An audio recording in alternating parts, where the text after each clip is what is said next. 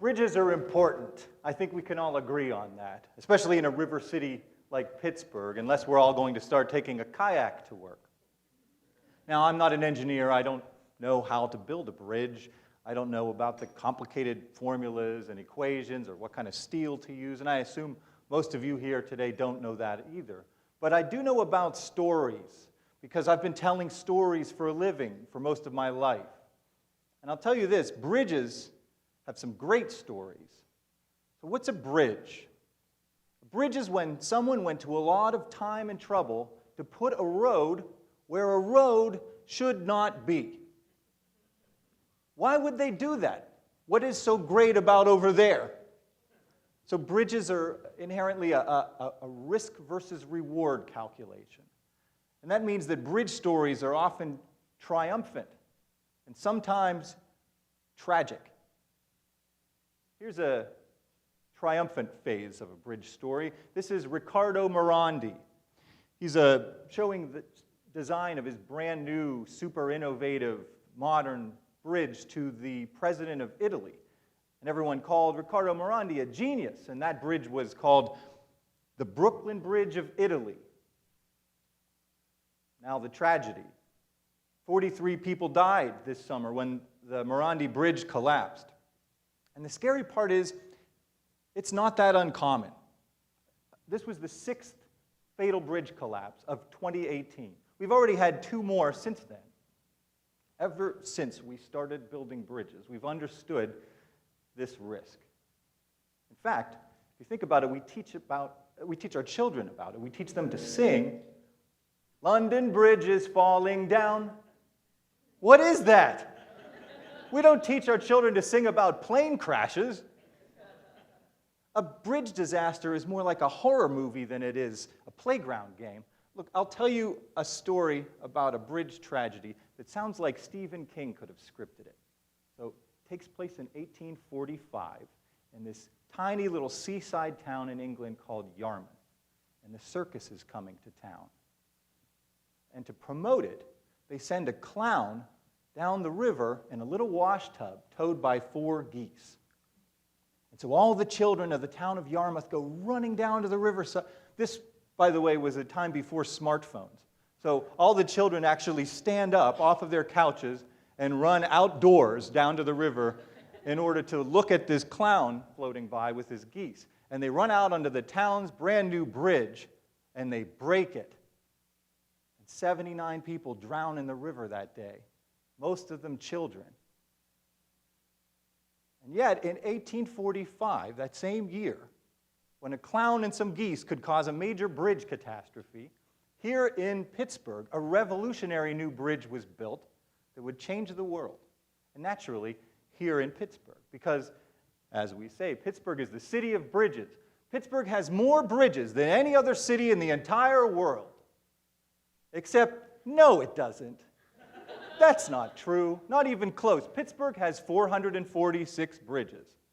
New York City has 801 bridges. So, there's silence in the room, and I'm very sorry for spoiling a very cherished Pittsburgh myth. But we should cheer up as Pittsburghers because we're still deserving of the title, City of Bridges. And that's because, in no small part, that 1845 bridge, the revolutionary one built here, because New York can have more bridges, but they wouldn't have their crown jewel bridge, the most famous bridge in the world, the Brooklyn Bridge, if it hadn't been for this bridge that was built here in Pittsburgh in 1845. It was the first bridge built by John Roebling. Now, who's John Roebling? Well, he was a promising German engineer, but he was kind of tense, and he got very frustrated with the bureaucracy at work that was holding him back, and eventually said, "The heck with it," and he quit his job, and he sold everything, and he got on a boat, and he sailed to America and said, "I'm starting all over as a farmer, forget it." And so he bought some land north of Pittsburgh, and he founded a town, named it Saxonburg, and he met a nice young German girl, and they got married, and he started a family, and he started farming as a frontier farmer in 1831 here. One small problem, though.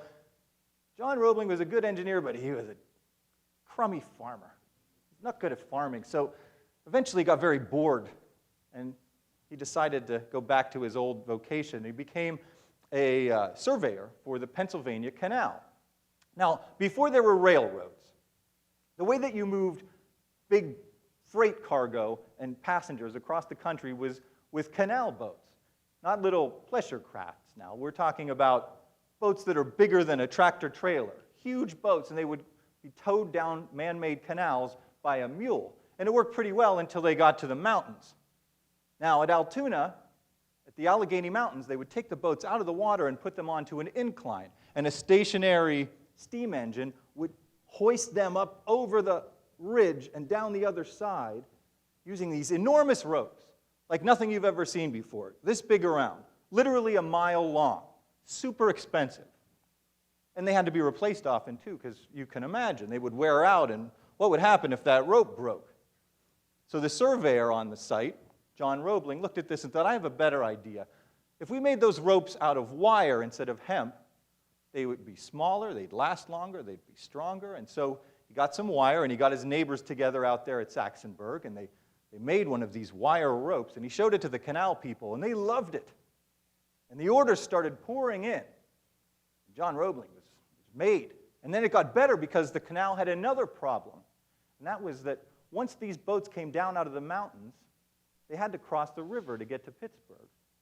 And crossing over the Allegheny River, they went on an aqueduct. Now, an aqueduct is like, think about an amusement park, the log ride, right? But much, much bigger because, remember, these canal boats are full of freight and they're bigger than a tractor trailer. So the original Allegheny Aqueduct was only 15 years old, but it was already falling apart.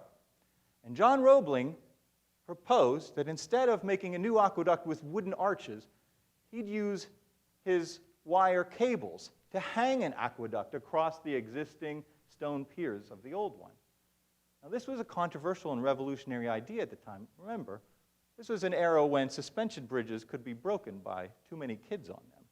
Suspension bridges were just for roads, not something as heavy as an aqueduct. But Roebling's plan won people over, and he went ahead and made it, and it worked. And just as he was opening his revolutionary aqueduct over the Allegheny River, half the city burned down. In Pittsburgh, this was the Great Fire of 1845. And if it was great for anyone, it was great for John Roebling, because the bridge that burned in that fire was a new contract for him to replace. So guess who made the second bridge here in Pittsburgh? And those two bridges that Roebling built actually made his career. And so he got a lot more jobs. He got to do more canals, more aqueducts. He got to do a railroad bridge across the Niagara Gorge and a big bridge in Cincinnati. And he got to do a third bridge in Pittsburgh. This was easily the loveliest of his three Pittsburgh bridges, all ornamental ironwork. And if you look at this illustration just from before the Civil War, you can see all three of his bridges. The Monongahela Bridge and the St. Clair or 6th Street Bridge and the Allegheny Aqueduct. This is the only place you'll see them, though, because unfortunately they're all gone. They've been gone for more than a century. The railroad replaced the canal, no more need for an aqueduct. And the other two bridges were replaced long, long ago by bigger, stronger bridges. But it doesn't matter because they proved a concept. They were prototypes. So in 1869, when John Roebling said he wanted to build the biggest suspension bridge that the world had ever seen, he brought a delegation from the twin cities of Brooklyn and Manhattan here to Pittsburgh to see his bridges. And they looked at them and they were impressed, and he got the job. But be careful what you wish for, because it killed him.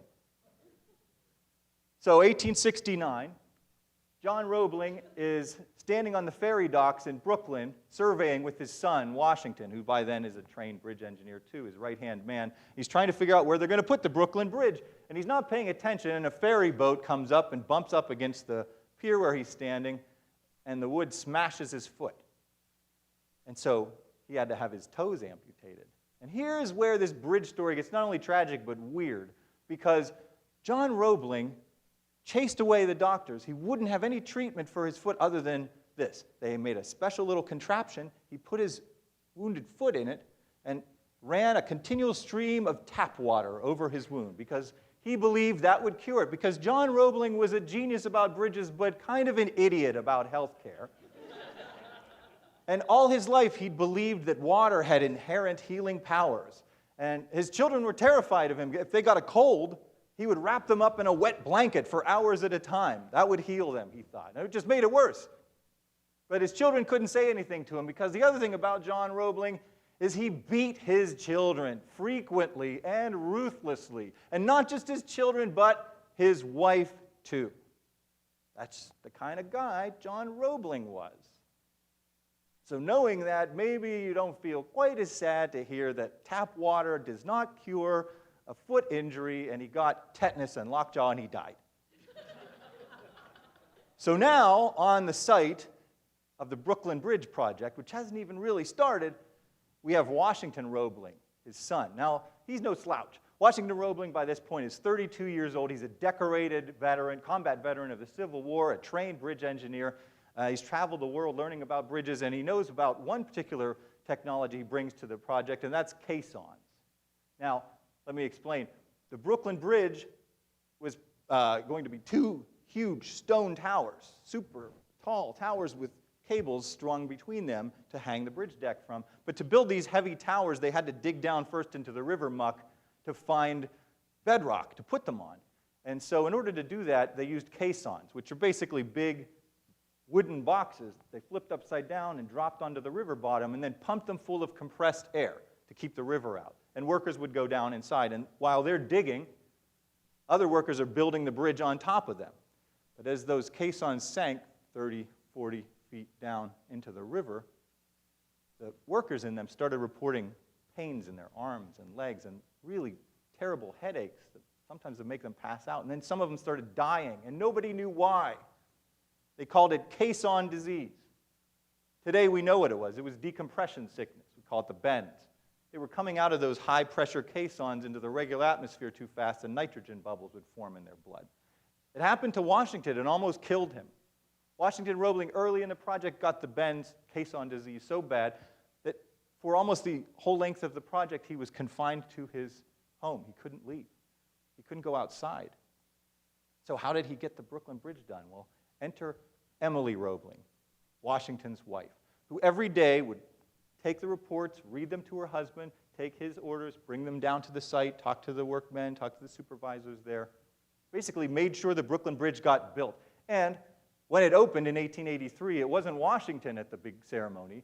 Emily Roebling rode across the bridge with the President of the United States. Washington stayed home. He couldn't leave the house. So, including its designer, more than 20 people died building the Brooklyn Bridge. There was also one amazing survival story. There was a worker on the top of one of the towers who fell through a shaft 100 feet down, but instead of smacking on the stone, he landed on an empty barrel that happened to be floating inside on some water that had collected there, and he came back to this job within a couple of weeks. And there's also an amazing survivor story about the Morandi Bridge. Maybe you've heard this. A man was driving across just at the moment it collapsed. So it's basically like he drove his car off a 15-story building. But somehow, as he fell, the car got lodged in a piece of the bridge deck. You can see it right there. And he landed, not a scratch. He called the emergency workers from his car phone. They came and helped him climb out. It's amazing. So Riccardo Morandi and John Roebling, two innovative bridge designers, both of them flawed men. Of course, at least John Roebling got the bridge part right. So Italy's Brooklyn Bridge lasted 51 years. Brooklyn's Brooklyn Bridge is 135 years old and still going strong. If you walk across it, it's pretty impressive. It's 500 meters from tower to tower, 5 football fields. And for 20 years, it was the biggest bridge in the world, the biggest span, until technology marches on. And the Golden Gate Bridge is actually 1,300 meters from span to span. If you put the Brooklyn Bridge and the Golden Gate Bridge together, you could fit those spans in between the biggest bridge in the world today and still have 200 meters to spare, and that is the bridge that crosses the Akashi Strait in Japan, which is a busy shipping lane. People used to cross it by ferry boats. And then in 1955, one morning, there was a lot of fog, and 2 of the boats collided. and a ferry boat sank, and 168 people drowned. And like that clown story, sadly, most of them were school children. They were on a field trip. See, disasters aren't things that only happen to bridges. Sometimes a disaster is a reason there's a bridge in the first place. This is going to be the longest bridge in the world soon. This is the first bridge with a span of 2 kilometers. For any Americans in the audience, that's 1.25 miles. It's 4 Brooklyn bridges. This is, actually, it's 2,023 meters because it's celebrating 2023, which is the centennial of the country where it's being built in Turkey. So this bridge is going to bridge 2 continents, Asia and Europe. That's a pretty good bridge story, and it's just beginning. So, what's my takeaway for you today? The next time you cross a bridge, think about what's its story. Who decided to put a road in a place where a road shouldn't be? If you think about it, it's probably older than you, and barring a tragedy, it'll probably outlast you too. But don't worry about it. We'll cross that bridge when we come to it.